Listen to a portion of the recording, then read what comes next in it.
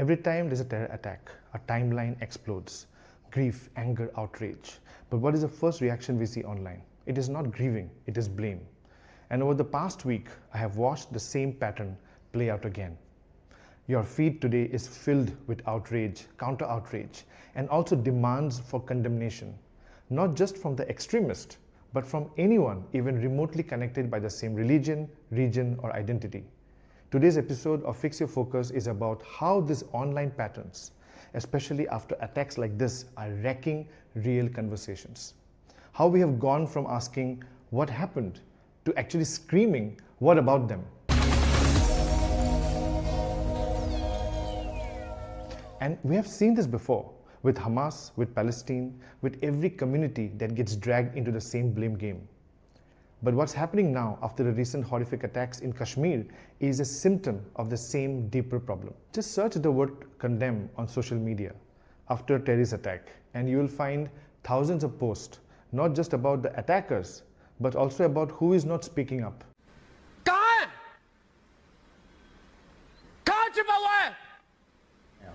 बोलती बंद क्यों? अंदर जी आप क्या बोलती? एक आवाज नहीं उठी, एक स्टेटमेंट नहीं, एक ट्वीट नहीं.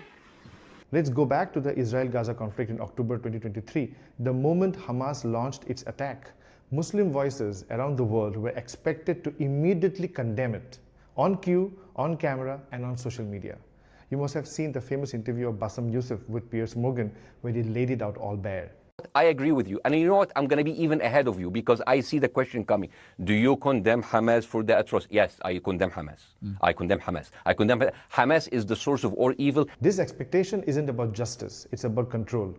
It derails the conversation every single time. And there's a name for it actually. It is called Whataboutery. It's when you dodge a point by throwing another issue on the table.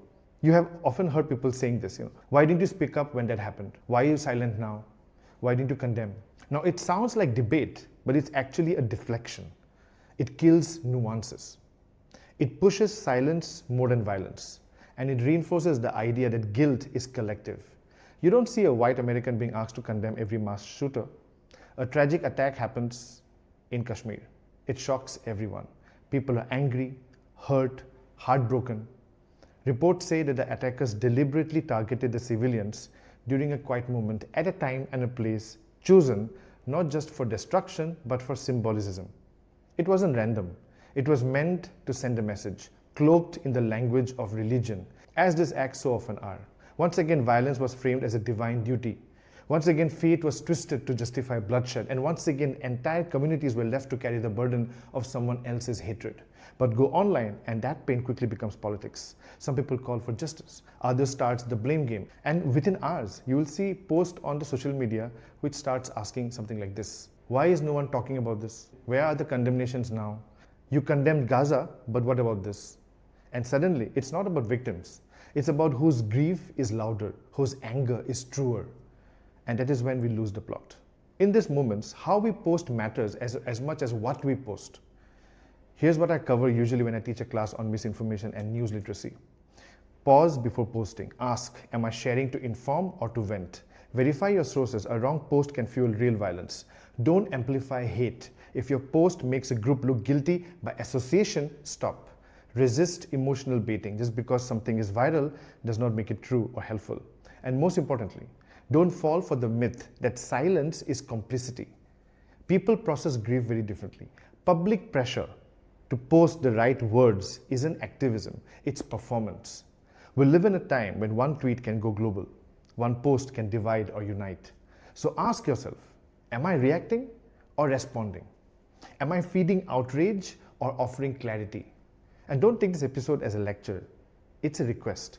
Let's fix the focus on empathy, on truth, and on intention. If you believe we can build better conversation online, share this episode. Talk to someone before you post. And most importantly, keep questioning the story before you amplify it.